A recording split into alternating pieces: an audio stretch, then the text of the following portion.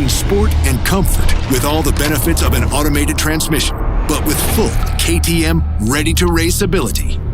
KTM's AMT allows the rider to choose between using a manual shifting operation without a clutch or a completely automated transmission. Here's how it works. Once first gear is engaged, forward drive is initiated by raising the engine speed. At this point, the centrifugal clutch engages and sets the motorcycle in motion.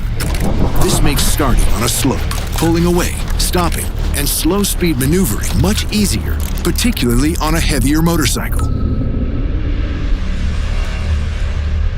The gear shift operation is electronically controlled via the ECU and the TCU, or Transmission Control Unit, which triggers an electromechanical shift actuator, turning the shift drum and changing gears in a matter of milliseconds.